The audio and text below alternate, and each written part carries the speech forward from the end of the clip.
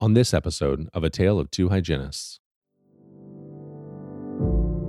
Amongst being an educator, a researcher, consultant, practicing clinician, I think I wear a number of hats, but I think at the end of the day, as a practicing clinician, I'm always wanting to be at the forefront of dental hygiene and wanting to practice with the highest level of care and evidence-based practice. So that's kind of my platform. And so I think looking inward in yourself and that you're not just a hygienist. If you're going to a conference and you're with the mindset of, I need to put myself out there, even though it's going to be really hard, I think that's honestly step one. The fact that you even have that mentality is already setting you apart. And so although it's really hard, I think just reminding yourself that I made the decision to come here. I have something to say, and someone is going to resonate with it. Someone is going to want to hear it. Yeah, this is a tale, oh yeah, a tale of two hygienists. So there might be only one, bringing the best of dental knowledge, and we do it all with ease. We cover oral health and screening, and preventing gum disease. We're gonna do a lot of learning, and have a little bit of fun working at the dentist. A tale of two hygienists. Welcome back, everyone, to another episode of A Tale of Two Hygienists, episode number 439. I'm your host, Andrew Johnston, and thank you so much for joining us today. This is a great episode. As many of you know, we have a new co-host for the podcast. Her name is Annie Walters. Annie has been working with RDH magazine and with Jackie Sanders. And so when the collaboration opportunity came about, I really want to jump on this opportunity to see if we can work together. It has been great so far. Wonderful feedback from all of you. And so I thought we'd take a minute before we get into some of the other episodes and give you an opportunity to get to know her a little bit better. Also, selfishly, it's for me to get to know her a little bit better too. I think that you'll like that she got a little bit fiery in this episode at one point in a good way. And I'm hoping what that does is kind of bring back to the show maybe a divergence of opinions at times, some disagreements, some healthy debate and things like that. Things that we as hygienists have normally with our coworkers. And so I'm hoping that that'll show up. And I'm just really glad that she's a part of the team now. And I'm looking forward to many more episodes with her. So with that, I will give you this interview with Annie Walters. A tale of two hygienists. All right, everyone, welcome into the interview portion of the podcast. We thought we'd take this opportunity to introduce you all to Annie. Annie, as many of you have probably been hearing if you're following the podcast, over the last several years, we've kind of done a few different things. We had the co-host for forever, and then there was a staple. That sounds bad though. I don't know. It's a stable, right? A stable of people, but that sounds like they're all horses. Well, in the best way possible, we had a group of people that kind of came in and out of the podcast as kind of guest co-host. And now, Annie, hopefully we found you. Hopefully you're the one going to be co-hosting for a lot longer. You've been doing great so far. So I thought we'd take this opportunity, this episode, to kind of just introduce you to the audience, if that's okay. Absolutely. I am so happy to be here, and I hope that I will be here to stay for a while. I'm really, really excited and passionate about dentistry and excited just to talk and learn new things together. Well, okay, so let's get into your background a little bit of where are you coming from and what kind of dental hygiene experience do you have? Love that question. So I've been practicing dental hygiene for a little over 7 years. I did my undergrad at Northern Arizona University, where I presently live in Flagstaff, Arizona, and I also am faculty there, so I work quite a bit with students. So that is certainly an area of mine that I'm very passionate about, with working with that demographic of new dental hygienists. But my experience has just been quite a bit in clinical practice. I've worked in general practice, perio, public health for a little bit. I absolutely loved public health. I think my passion for public health really started when I was at NAU, when I was in my undergraduate degree program. I spent a lot of time at Indian Health Service sites, went to Guatemala at one point. So I really love being in public health. I think that's a passion of mine for sure. So definitely some settings I worked in. And then I finished my graduate degree in dental hygiene last year. So I found a newfound interest in research. So I spend quite a bit of my time writing research articles and talking a lot about research with my students too. So amongst being an educator, a researcher, consultant, practicing clinician, I think I wear a number of hats, but I think at the end of the day, as a practicing clinician, I'm always wanting to be at the forefront of dental hygiene and wanting to practice with the highest level of care and evidence-based practice. So that's kind of my platform. Okay, I got a lot of follow-ups with that one, but let's stay on like the pathway of, okay, you did all this stuff and now you're working for Endeavor Business Media. Yeah. So how did that connection with Jackie kind of start? Yeah, that's a great one. A little over a year ago, I was working in general practice, doing my thing a couple days a week, and I felt like I just needed more.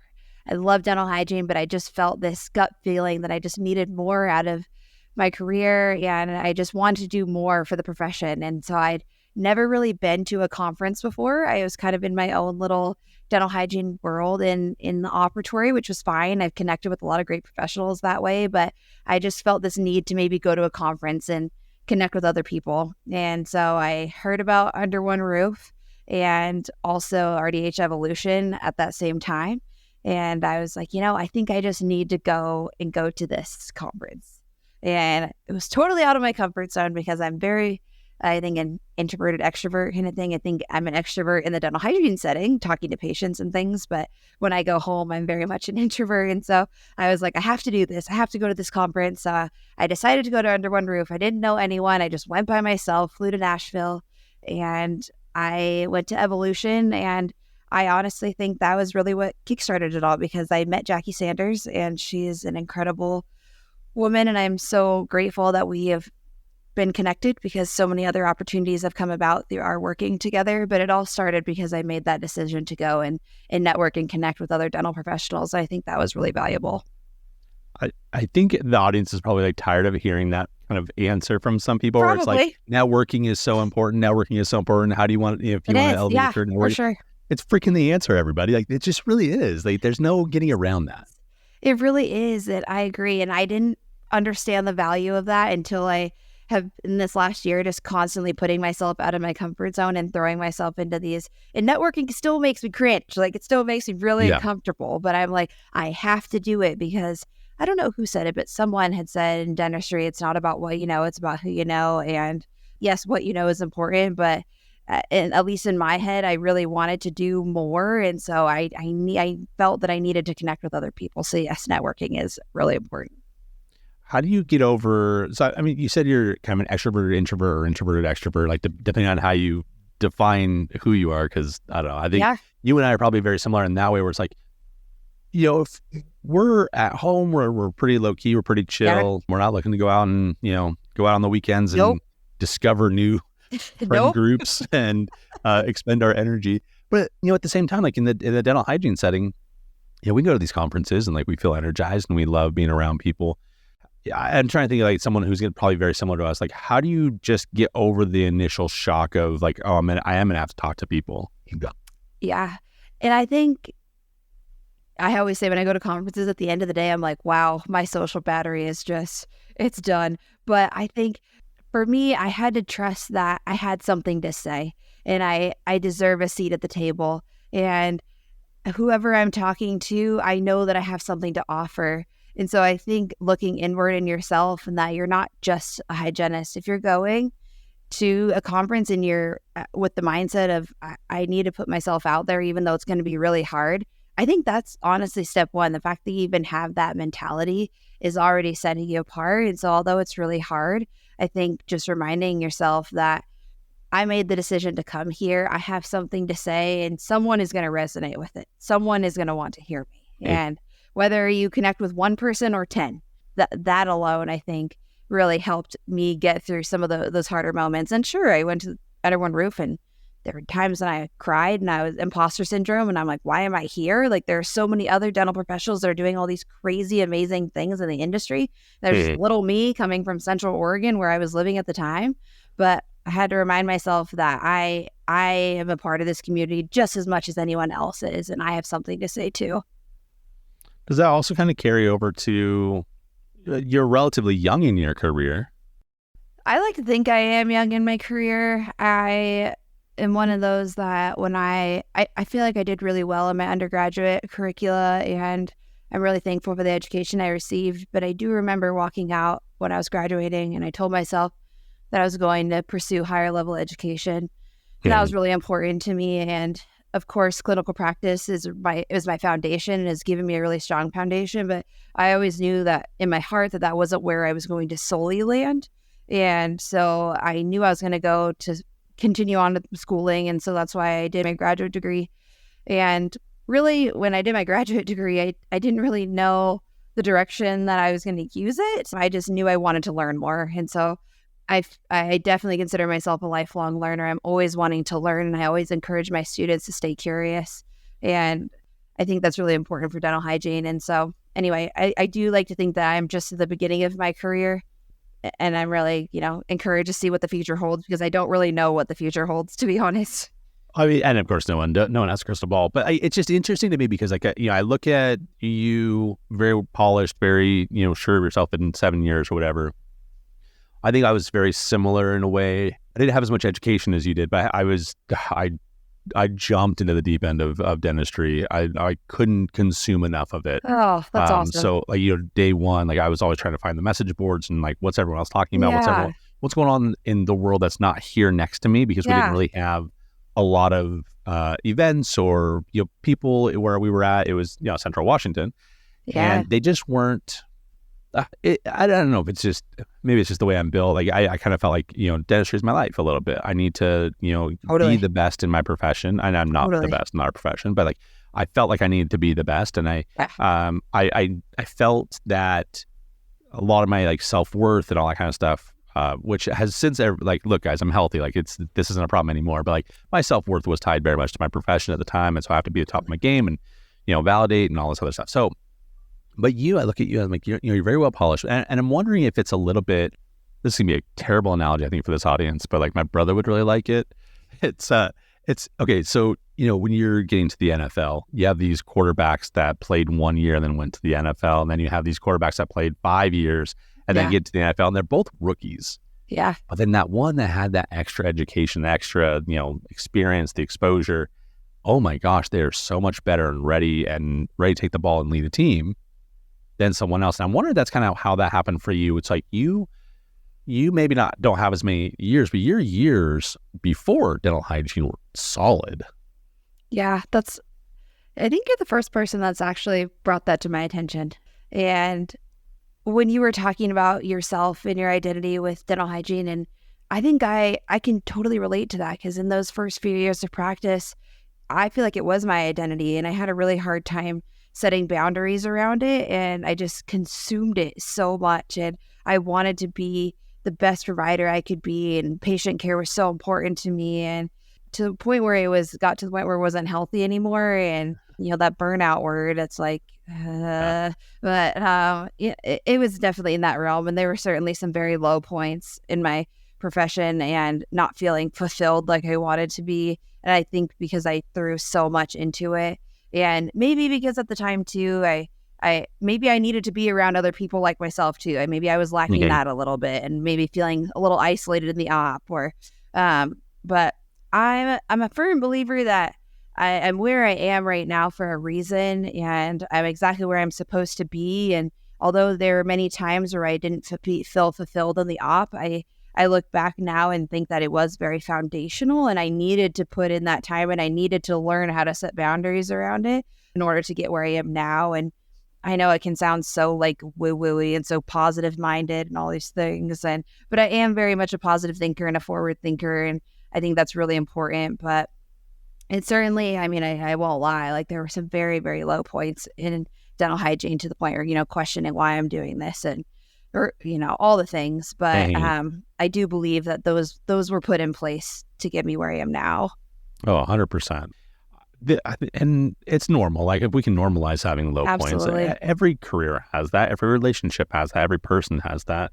I was telling you what a crappy day I was having this morning. I mean, it was a very low morning for me this morning. Yeah. And, it's something that we all go through. And I think it's how you handle it though. And so let me dwell on those painful moments for you, Yeah. those painful memories. Yeah. How did you handle those moments when, you're feeling low? Did you handle them well then because you were equipped well, or did you not handle them well? I'm going to be completely honest. I don't think I handled them well at all. The first, I guess, wave kind of hit me right before COVID. And I was like, I was working 4 days a week. And I was like, I can't do this anymore. I don't have any more to give. I'm not taking good care of myself at all. I'm just getting up and going to work and going through the motions. And it was just not healthy at all. And I just lost sight of myself. And then COVID hit and our practice shut down for 6 weeks. And I was like, yes, this is my answer. I'm getting myself back. I started prioritizing my health and then got right back into it again. And then it just ramped up and then it's like, it was kind of like this wave of like, okay, I got a little break. And then it's like another year or two passed. Then I went down into that black hole again.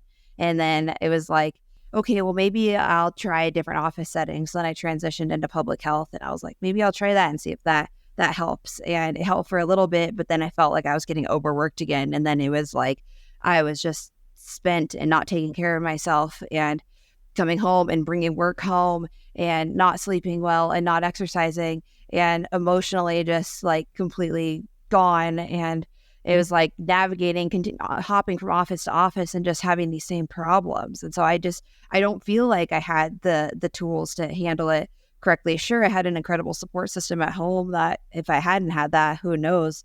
So I'm very grateful for that. But beyond that, I just was kind of going about it by myself. And now that I'm talking about this right now and in hindsight, I'm like, wow, I wish I would have been better equipped or prepared to handle that, or maybe had other people around me to help support me through that besides just my spouse. And I'm thinking about that as even hygienists and new graduates and how we can better, support that space, because it was hard to do by yourself. Well, okay, let's dive into that comment because I don't know if I necessarily agree with you on it. And that's okay. And hopefully that's what this podcast is going to be. Heck, I hope we have a lot of disagreement on this podcast. Absolutely. People love great. It. Yes. So here's my problem that I'm feeling with dental hygiene now. Yeah. I felt like, okay, coming out of the pandemic, a lot more camaraderie. We all felt for each other. Like there was so much more support. There was all of this stuff happening. Sure. And then I feel like all the whiny babies kind of got a hold of the pulpit and we turned into a bunch of big babies that are just whining and complaining about stuff. The everyday hygienist isn't like that. I know that they're not like that, but I think the perception of dental hygiene now has taken a huge hit because we're all just in this big old misery echo chamber. And so I'm pushing back on the statement that I'm maybe kind of glad that you went through that by yourself. While you might have thought it was going to be an easier way or it would have been nicer or whatever in the moment, look how much you grew from it and look how much you learned from it. Yeah. Oh, tell me I'm wrong. It's okay if I'm wrong. You are 100% not wrong, because I think about myself and like I always say, I'm like, I am no holier than thou hygienist. Like I am just like everyone else. But at the same time, like I agree with you about the whiny babies. It drives me nuts. Everyone, I don't want to get too like intense. The whiny babies don't listen to the show, so you don't have to worry about them. We have good. Like, I was like, I don't want to say something that's going to like ruffle feathers, I guess. I don't know. No, we need to ruffle feathers on the show. Okay. Come on, you're coming into the show, that's your job. It drives me absolutely bonkers because like after the pandemic and everyone wants out of the op. I feel like everyone and their moms wants out of the op. And it's like everyone, wants like, oh, how do I, are there any, on social media, be like, oh, I'm looking for a job out of the op, like any leads. Oh, I want to stay at home remote. I can work from my cabin, lake cabin, whatever. Exactly. Yeah. Everyone wants that. And I'm just like, oh my gosh, like that drives me absolutely crazy. And again, I'm no better than thou, but it's like everyone's looking for a handout, an easy way to do it. And it's like where I am right now, like I say yes to every opportunity that's coming my way, but also like I'm actively trying to put myself out there every day. I feel like I'm doing something out of my comfort zone. Okay. Like knowing that I took a huge step back by stepping away from full-time clinical practice and making that huge shift in my life and putting myself out there and not having the consistency of working in clinical practice and doing all these different things. Heck, even being on a podcast. I've never been on a podcast before. And so that's new to me.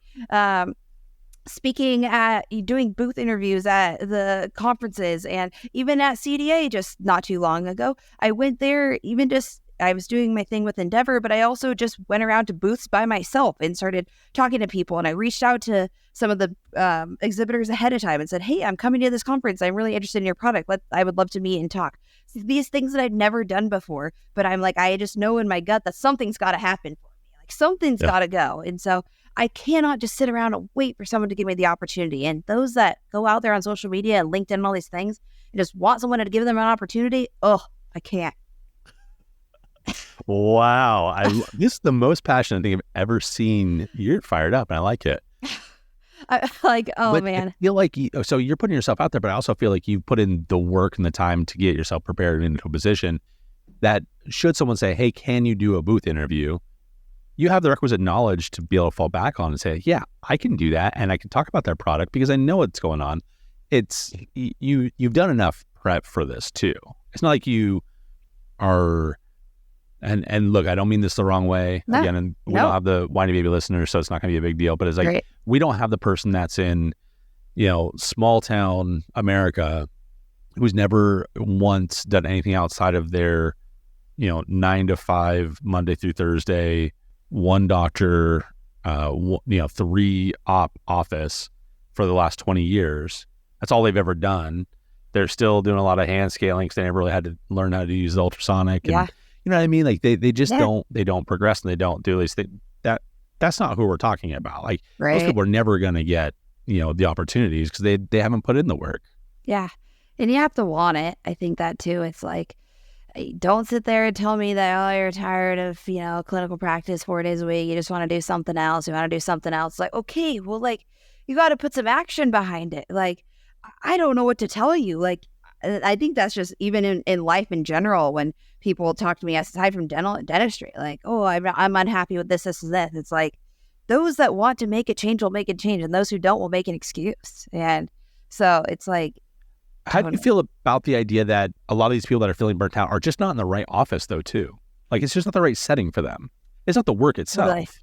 Totally. And I think that's how I was feeling with dental hygiene too, is that I was like, it's not dental hygiene itself, because I love patient care. I connect with patients. I've made a huge difference in patients' lives, and I knew that. And I kept telling myself that you are making a difference. And sometimes it can be the office dynamics, and whether, whoever you're working with, or the schedule, or there's a number of things I think that could play into it as well. I think for me personally, I kind of went around to different offices and I tried different settings, and I just felt like I needed something else. Mm-hmm. That was just me personally, but certainly a change of office can be pivotal for sure. It doesn't have to be like, the stereotypical abusive doctor or the office manager that's, causing drama. That's not what we're talking about. I think even just like, I had this doctor that I worked for, and he was very like a super nice guy. Probably shouldn't have been practicing, anymore. He was kind of older, and he wasn't old, but I think, clinically, when he was actually doing the work, he was there. He was sharp as tack. Yeah. But anyways, I digress. But sometimes like we're working in like offices that are a little too slow for you. Totally. Maybe not knowing your role in the office. So like, sure. There's this weird thing that happens, I think, sometimes, and this is just for me, I think, it's the way my mind processes. Like all the other hygienists like seem to, especially if you're in a system before, like it's intuitive, but like understanding when to go into sterilization, how to wrap certain things. I don't see colors very well. And so I get a lot of colors confused. And so like I don't like going in there and putting myself in a spot where I'm going to mess someone's, it's an endo kit, not an extraction kit, and I put the wrong color on it. And then they grabbed it and they're in a hurry, and doctors yelling at them, and and then I just caused all that chaos. Like, freaking Andrew. There's just so much like you don't really know your role, and that's got to be hard in an office. And let's move on to a different topic, because I think we've killed that one a little bit. I want to talk a little bit about like what, because you with your background of clinical and also education. Where, like, what things are you drawing on from like the education setting that there's just no way that you could have learned in clinical, and kind of vice versa? Like, what are the things that you're taking out of the clinical and applying them that you never would have learned if you would have just stayed in education from the get-go? Yeah, I think, I I really do believe that the clinical part is just is so foundational. And I know in undergrad, we kind of, I don't want to say funnel, but students kind of just gradually go towards clinical practice when they Yes. graduate. Mhm. But I think there's a lot of value in that, because I think we do need to have that foundation and understanding what that looks like, because that is a big part of dental hygiene. Certainly dental hygiene is growing, but I think understanding clinical practice in the setting, and even just the workflow, and how patients receive care, and how you interact with your professional colleagues, I think that's really important. So now, like, after going through my clinical experience, I feel like I have a lot to provide to students, even things that kind of like what I wish I would have known. But I think I really pull from that quite a bit. Although I'm not full time in clinical practice anymore, I do pull from that a lot. And I think if I didn't have that, I don't think I'd be as set up as a strong educator that I am now, because I do feel that I am a strong educator and that I have a lot to provide to the students. So I think that foundation was huge. And then I guess vice versa, I'm trying to figure out how to vice versa that. I guess pulling on my clinical experience, but then now I guess pulling from my educational experience too. I think just in the academic setting in general, I think my research brain really ties into that quite a bit. I don't know if this is directly answering your question, but I really bring that to light with education too. And if I hadn't gone, I put so much value on my graduate degree. I think I really just look at dental hygiene so differently now. It was a very difficult degree for me. I didn't think it was going to be that hard, but it actually was incredibly challenging. But I did learn so much from that, and I learned so much about the value of research and really being critical thinkers around the information that we receive, especially in social media and different things. And so I really try to incorporate that into my education as well. And two, that'd be, obviously really critical for clinical practice too. So it's kind of a big answer. And I'm wondering though too, like with the research. Yeah. I mean, obviously, if you take that the research side and you go into clinical practice, then you can give better recommendations for your patients for products, exactly. and you can help elevate the team around you. Yep. You can do better workflows and all that kind of stuff. I think that makes a lot of sense. Yep. But I'm wondering, let's talk about the value of that degree a little bit more, because why? Because people don't do it. People don't go on for education for usually two reasons: time and money, right? Yep. So can you talk a little bit about, like, I won't say mandatory. Should it be mandatory? Should it be more heavily suggested, or whatever? I mean, should we be influencing our students to take that extra year more, when knowing that they're probably not going to make more money and they're going to be sacrificing a year of income or 2 years of income, however long it takes to do whatever degree? Yeah. Yeah. I think this is certainly a controversial topic in my perspective, because dental hygiene is so unique in a number of things, but we're one of the very few professions that the entry level to practice, is an associate's. And I'm remaining very neutral when I talk about degrees, but I'm more so just looking at other healthcare professions too, and looking at how, like, nursing, occupational therapy, speech language pathology, physical therapy, they really elevated their entry level to practice. And when I say entry level, I mean as far as education and degree requirements in order to practice. And dental hygiene, we're not our own governing body, right? We're still under the ADA, unlike many other healthcare professions too. So I feel like, again, I'm not getting controversial, but dental hygiene, I think what are you doing? Get controversial. I mean, don't get fired from your jobs, but like, dental you throw the ADA under the bus, it's fine. Well, dental hygiene, we want so bad to do our own thing. And I want that for dental hygiene. I want to have our own voice. We have our local associations, but I think there's this hard thing of, like, in my opinion, before I even say that, actually, dental hygiene is making so much progress on research and oral systemic connections, and we know so much more about how influential the oral healthcare provider is in systemic health, and we want medical and dental integration, and we want all these things, but yet in my eyes, the entry level to practice still hasn't changed at all. And so I feel like dental hygiene is slightly archaic in that aspect, because we're making all these advancements, but yet there's so many different degree options. You talk to one hygienist versus another, and certainly that's not defining a hygienist by any means. I'm just saying how healthcare views dental hygiene in general. And I think I always put so much value on academia and in furthering education. And I think if dental hygiene is to continue to move forward, this is the last thing I'll say. If dental hygiene is continue to move forward, I think we do need to elevate that entry level to practice 100%. Yeah.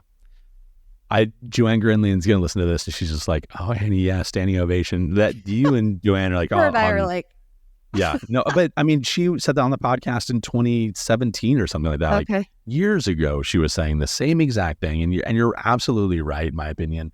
And it's been good getting to know you a little bit on this episode. Thank you so much. I think the listeners definitely need to hear you voice your opinions and your thoughts. And we're looking forward to those episodes in the future. If they wanted to reach out to you, get to know you personally, how can they find you? My email is anniewaltersrdh@gmail.com. You can find me on LinkedIn, Annie Walters, or on Instagram, anniewaltersrdh. Excellent, buddy. I'm excited about our future. This is going to be great. Thank you so much for having me and encouraging me to open up. Yeah, this is a tale, oh yeah, a tale of two hygienists.